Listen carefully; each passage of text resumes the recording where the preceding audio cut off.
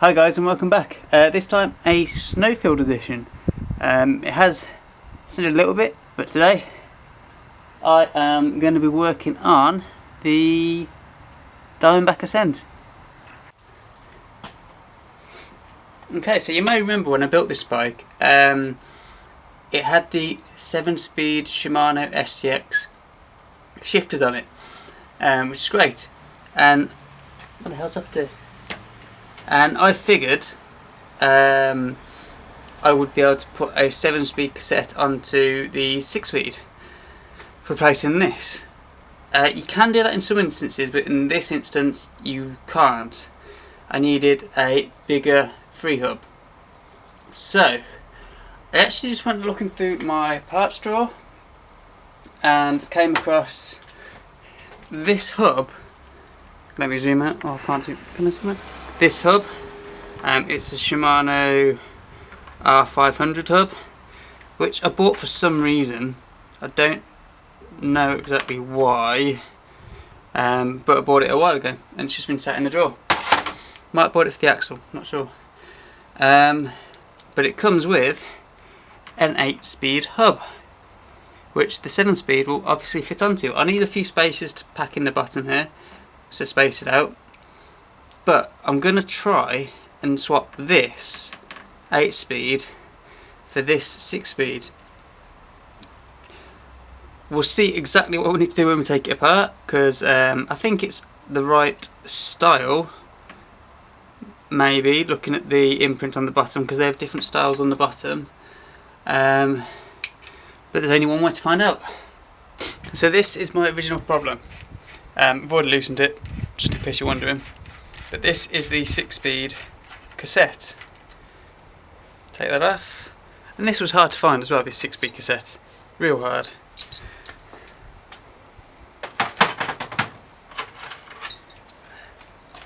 Now if I grab the 7-speed, it's got 6 gears put together. It is actually a SRAM cassette, but SRAM and Shimano make the same cassette basically. There we go. So as you can see, the 7-speed pretty much, as 6 cogs together, sits flush with the top. The 7-speed will not lock into any rings whatsoever. There's not enough on there. So I just needed it to be, what, maybe 5mm taller for that to sit on. And the lock ring won't screw in anyway. That does potentially mean that I could potentially just space this out a little bit and then put the lock ring on. That might work, and then I could have 6 gears at a 7-speed spacing. But what I'm going to do is take this off. Ooh, that's gunked up. Take this off and hopefully fit that other one on. Okay, let's crack off the other side first.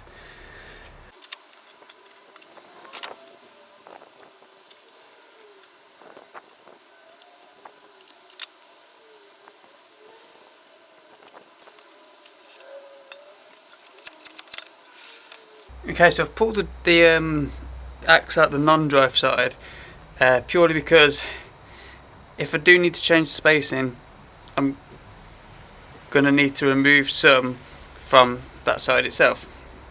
Because this is going to be longer, I'm not sure how that's going to affect the spacing on the hub. I'm hoping it will stay the same, roughly. But I think I'm going to have to remove some from this side, and I might have to redish the wheel. So just going to take these bearings out.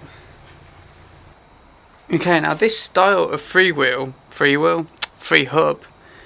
is actually just held on by a, what's this, a 10mm? 10mm Allen key that sits in the middle. This whole body has a bolt that's running through it, so we should just be able to crack that off.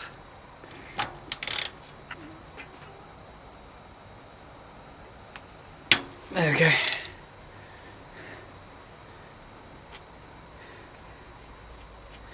And that's why I have to remove everything to get to it.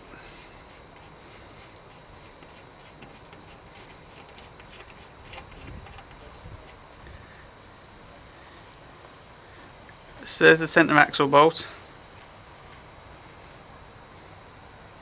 that holds the Freehub on. I wish this would stop wobbling. And then we can just pull this off. And you can see the pattern that's on the bottom. The Shimano hubs have... Wait, can you see the pattern? Yeah, you can see the pattern. The Shimano hubs have different styles that the Freehubs sit on. Now this new 8-speed had a spacer to start with, which sat on there, but it is also the same design, I'm hoping. It looks very similar. Let's see. It fits on. Awesome. Easy as that. So I'm just going to give it a quick clean first, and then we'll get to reassembling. Okay, all clean, all degreased. So that is literally just going to sit on there and spin nicely in that place, and then we're just going to put the bolt in the middle. Oh no, I've lost my Allen key.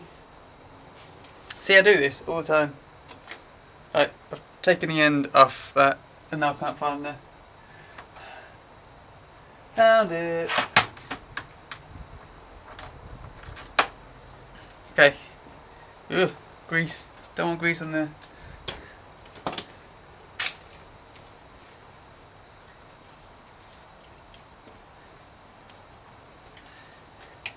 We're going to stick that in there, screw it in.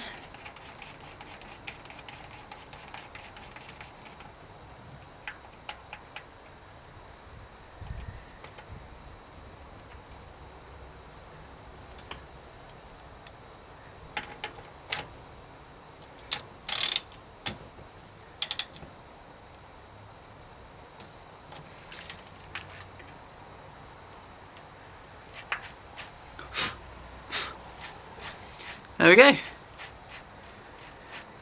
Now for the tricky part. Does the spacing still work? I doubt it. Although it is kind of...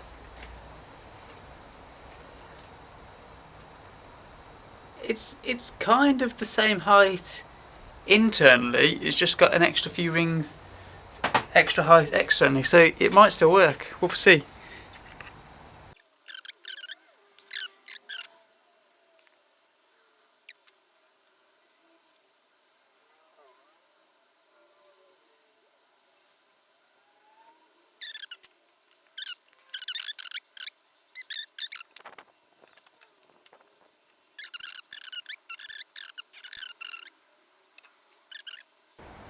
Okay, I'm not perfecting the wheel just yet, or perfecting the bearings running.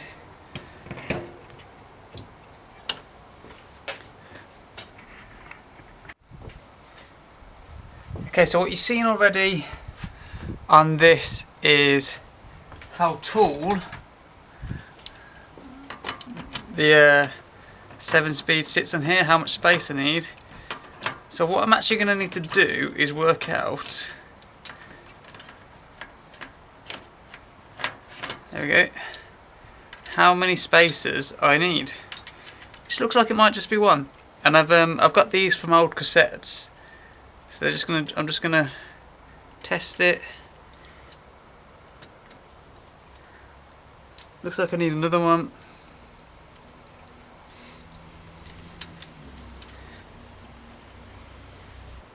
So I might need 2 spacers in there.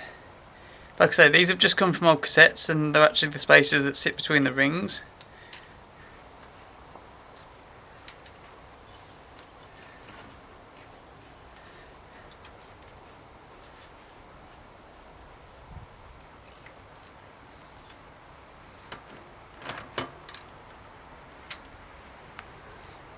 Cool. Where's the lock ring gone? So just pop this lock ring on and then I'm just going to test fit the wheel. Because that is pretty close there So I think I might have to space it out, we'll see. Okay, so this is what I was looking for.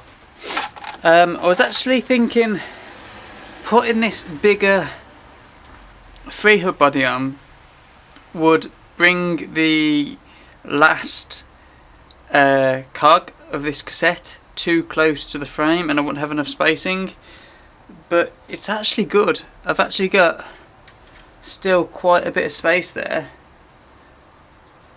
I can fit these tweezers down there no problem between the lock ring and the frame, and then the lock ring's obviously a mil or two thick, couple of mil thick before the cog, the sprocket, whatever you want to call it. So that looks actually pretty good to me. I can use that without having to respace or redish the axle, which is awesome. Now this Freehub body as well is obviously designed for an 8-speed. I believe it can also use a 9-speed and potentially a 10-speed as well, so there's potential to upgrade this bike even more. So I'm happy that is gone on. What I'm going to do now is just take the wheel back out off camera, just check the plate in the bearings, just make sure I've got it up and do it up, and do up the lock ring on this cassette, which is to 40 Newton meters. Okay, and so lastly what I'm going to do to finish this off, when I did it previously I only had 6 gears obviously, so I indexed it on the 6th trigger, so even if I click it to the 7th now, it is not going to move in. Where's the cable? The cable's going to be loose there, so I just need to undo this. It should drop across to the 7th, hopefully, that's the plan.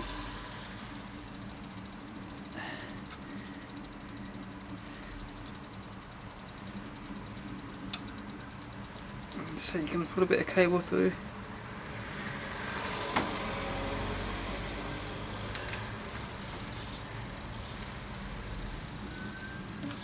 I might just have to unwind the limit screw a little bit.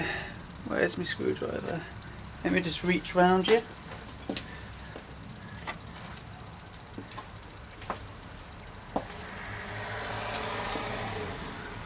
Which limit screw are we on? I can't see.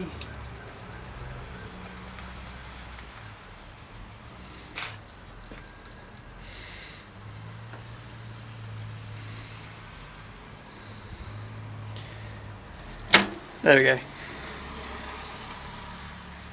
So there you go, it's dropped into place now. It was just this limit screw here.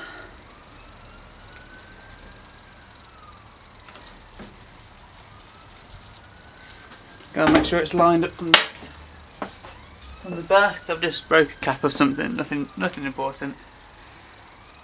So looking for a line through there. From the back it just should form a line. Looks good. And then if you pull the cable back through with this dodgy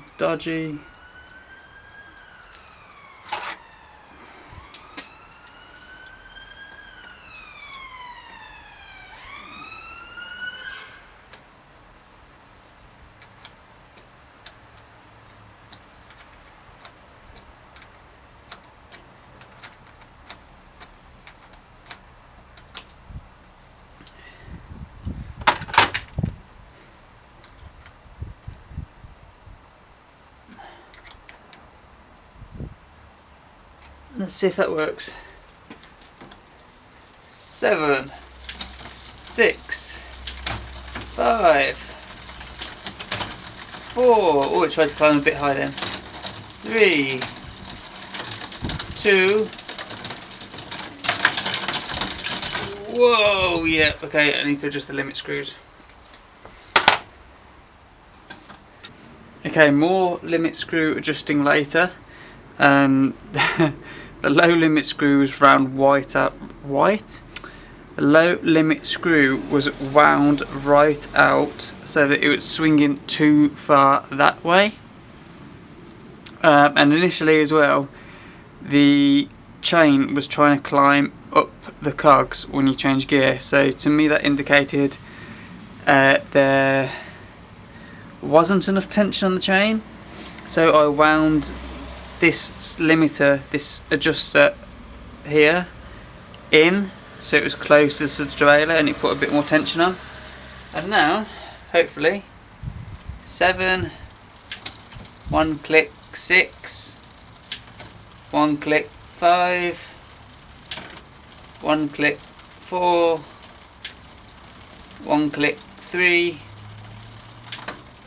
1 click 2, and 1 click 1, and that all seems to be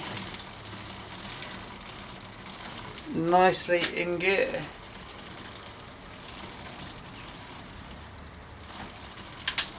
Come down to, if that's trying to climb, 3, 4, 5, 6, 7. Awesome. So there we go. That's how I changed a 6-speed, this tiny Freehub body, for a bigger 8-speed. So I could fit this 7-speed cassette. That means I can use all the gears now on this Diamondback. I have got lucky and I haven't had to respace this wheel, which is great. A bit of adjustment later on the derailleurs, there's only one derailleur, and it changes into gears properly. So job done, job good. But I hope you like this little video into just a little job I had to do. It might prove useful to someone, and I hope it does. But if you liked it, drop a thumbs up, subscribe for more, and I will see you in the next video.